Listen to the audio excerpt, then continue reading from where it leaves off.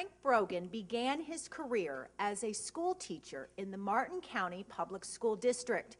He then went on to serve as Dean of Students, Assistant Principal, Principal, Superintendent, and Florida Commissioner of Education. Frank was elected Lieutenant Governor in 1998 and re-elected in 2002. A year later, he was selected to be Florida Atlantic University President, a position he held until 2009.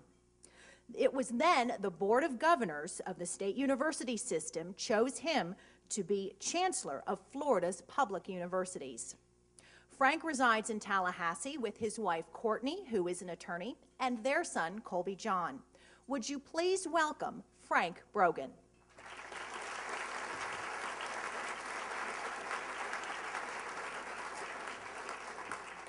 Thank you very much, Sarah, for the kind introduction. For a man who, by litany, as you just heard, seems to have a very difficult time holding on to a job. Sometimes when I hear that introduction, I think people are waiting not for a speaker, but someone who should be in an employee assistance program, Ed. It is a real pleasure. And before I say anything else, what an honor to follow Dr. Isi here at the podium. You could not have done better with your selection, Forum Club, for this honor.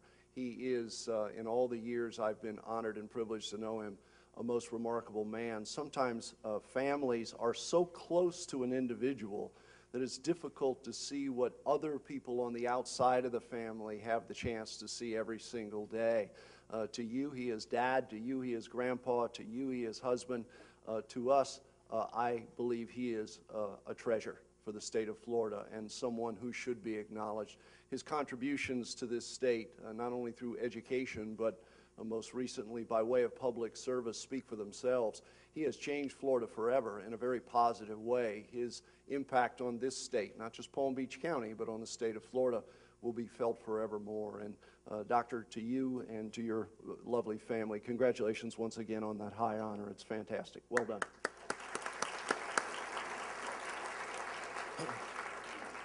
I also thought I heard you acknowledge another old friend of mine in the back of the room, Senator Phil Lewis. Senator, it is great to see you as always.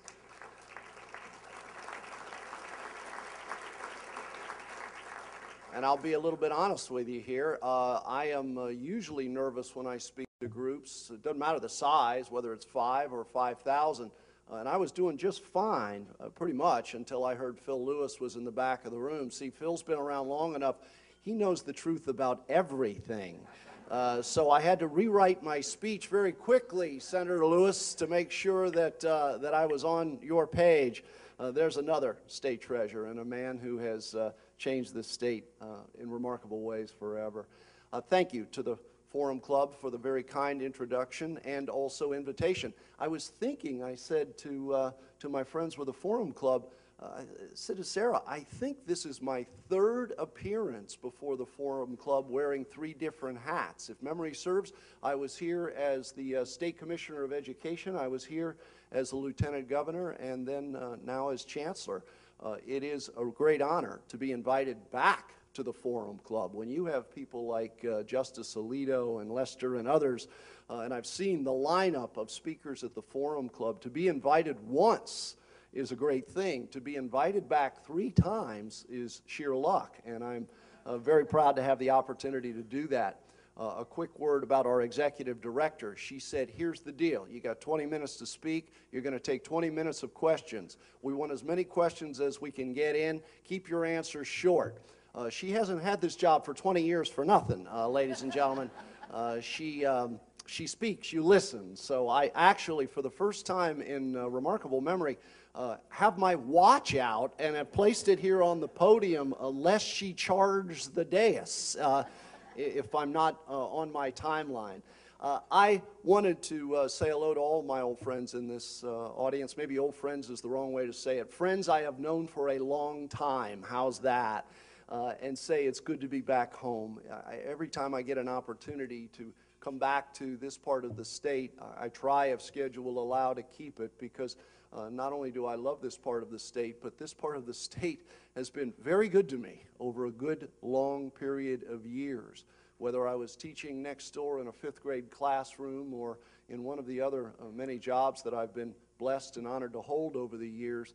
This part of the state has always been the place I call home, and a place that has given more to me than I will ever be able to repay it, no matter how many years of public service I am blessed to have ahead of me. The job that I have now is fascinating.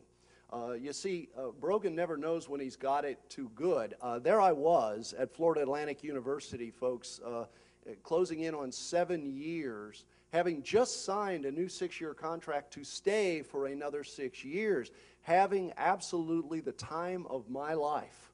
My family and I loved Florida Atlantic University. Of course, I received a bachelor's degree or a master's degree from Florida Atlantic University. My late wife, Mary, has 2 degrees from FAU, her bachelor's, and then she received her master's from FAU, which gave both of us an incredible career in education for so many years. And there is another institution to which I owe a tremendous debt of gratitude, because without Florida Atlantic University, I would have never been able to go off and do the things that I've been able to do. I would never have had the remarkable number of experiences that I've been blessed to have without that part of my education provided to me at Florida Atlantic University. So when the opportunity came to come back to FAU as its 5th president, let me assure you that as a guy who was working on his master's degree back in the early 80s, the idea of ever actually, Ed, becoming the president of the place was a little bigger than I ever imagined. Had you asked me at that time, after you get your master's degree, you will come back and be the president someday, won't you? That would have not been on my radar screen. I could have never even imagined that in my wildest dreams. But the chance to do that took on a very special meaning for me. Not only being a president of a university in its own right is a remarkable high honor and experience, but becoming the president of the university that gave you so much directly, that changed your life forevermore, was really quite extraordinary for my family and I. Our little boy was born at Florida Atlantic University. You might not believe this, but it's a little out of stereotype to see the big flamingo or the stork on the lawn of the university president, unless, of course, it was placed there by a fraternity the night before. This was actually our big giant stork announcing the birth of our little boy, Colby John, who will be 7 years old in the month of February. It's been a remarkable ride in that regard, both professionally and personally. But I wanted you to know, some of you might be interested, others not, but I want you to know why, when given the chance to go back to Tallahassee after having been there for 10 years the first time as State Commissioner of Education and 2-term Lieutenant Governor, why, when I was having such a great time as president of Florida Atlantic University, did I ask for the honor to return to Tallahassee as the state's chancellor for our university system. While president of the university, but even before that, people like Ed and so many of you in this room have long recognized the power held in higher education to change not only the lives of the students who are chasing those baccalaureate degrees or master's degrees or PhDs, but to even more profoundly change an entire state, a country, and a world. When we see students like these coming from Palm Beach Lakes headed to our respective universities and colleges, public or private, it doesn't matter. We know that we are the launching pad then for their opportunity just to chase their dreams and their goals and their aspirations, but at the same time to make certain that they are ready, willing, and able to take on the challenges of leading our state and our nation into the 21st century. That is a remarkable responsibility, but what an opportunity is boasted here by looking at our state university system and recognizing, as fine as are the 11 institutions within it, if we can better organize, if we can better focus, we not only will continue to provide that higher education degree to students in incredibly high numbers. We are the 2nd largest state university system in the United States now, with 325,000 students in 11 institutions. Some of the largest universities in the country. University of Central Florida is now the 2nd largest university in the United States at 57,000 students itself. We are a powerhouse of higher education, not only in terms of volume, but in terms of the work that we are doing.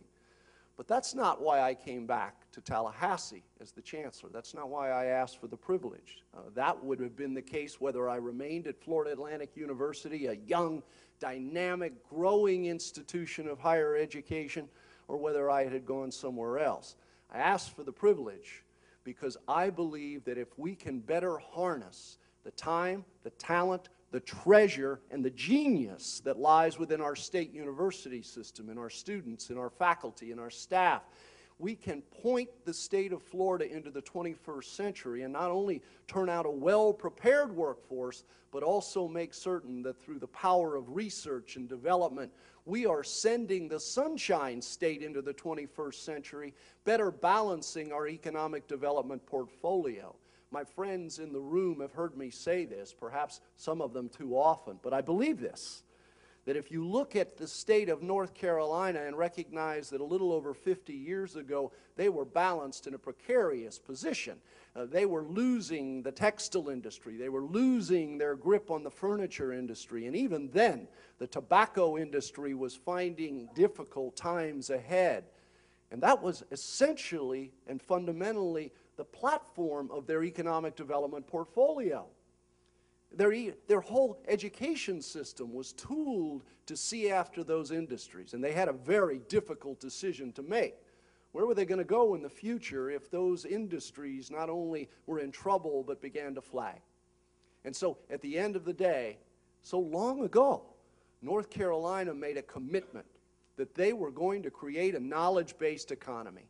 And further, they were going to use their higher education system as a fulcrum to turn that into a reality, both public and private. I remind all of my friends that the research triangle, which is made up of NC State and Chapel Hill and Duke, are both public and private higher education institutions that work collaboratively, not only within the higher education community, but within the business and industry community, and have totally changed the future of the state of North Carolina.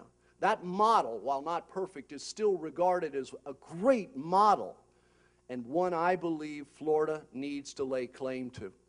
We have long, for years, dedicated ourselves to what is still our second largest industry, the wonderful industry of agriculture. We know something about agriculture in Palm Beach County, don't we? We know how what an important issue it is and how important it is to the future of the state of Florida. And those who believe that Florida is all about what's around the edges need to recognize that across the top and down the center are some of the most prolific agricultural lands in the United States, and for that matter, the world. Long may agriculture exists as an important industry in the Sunshine State. And of course, the largest industry is tourism. Over 80 million people visited the Sunshine State last year. Many of them came right here to Palm Beach County. Why not? And the good news is when they left behind large sums of their hard-earned money. God bless them for that, yes? But we also know that tourism in itself is a fickle industry. We're competing against places around the world that 10 years ago were third world countries that have become meccas for tourism today. There are right now people sitting in countries who don't know it, but sometime soon they are going to be sitting on the mother lode of tourism opportunities in their country. That's how tourism works. And again, we want it here forever as a vibrant, an energetic and dynamic industry that gives back so much to the Sunshine State. But between those two industries and real estate, another incredible mainstay of our economy, we have now not only the chance, I submit, the responsibility to build on all of that. It's Florida's turn to build a knowledge-based economy. It is Florida's turn to make certain that the next BlackBerry generation is invented here, not somewhere else. It is Florida's turn to make certain that through the power and genius of groups like the Scripps Institute and Max Planck and so many others in Florida now, embedded within the fabric of our communities, our state, and our economic development portfolio, it's our turn to find the cure for breast cancer in the Sunshine State and not wait for it to be found somewhere else.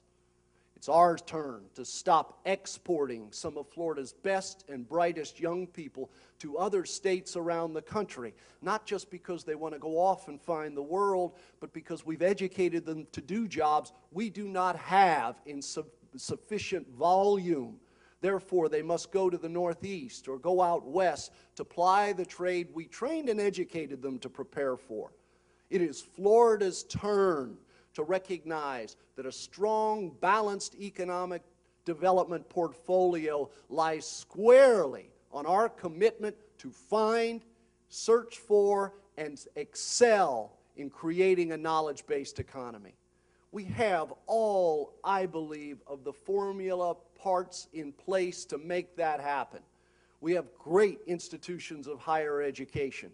We have school systems that are making national reputations for themselves as the chase for all children's ability and capability to learn continue to be evidenced in Florida through the systems that we've created and recreated over the last 15 years. We have an existing business and industry community that is ripe to go to the next level. But I am convinced, and many are, that we must do a better job of organizing ourselves as a state to make this happen. A commitment alone is not good enough.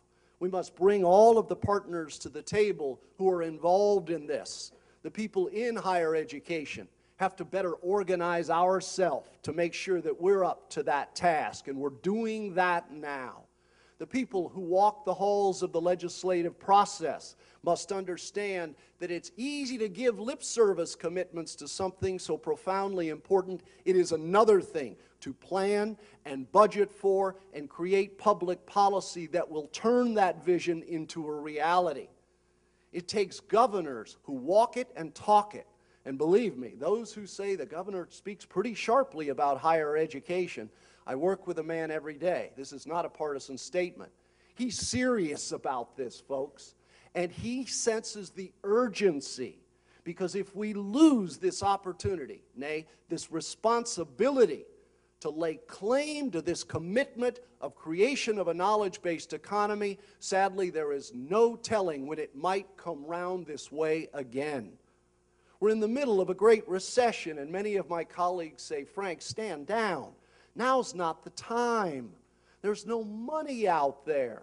People are unemployed. Let's wait for that message until times get better. Folks, if we could have done it when times were good, we would have done it when times are good.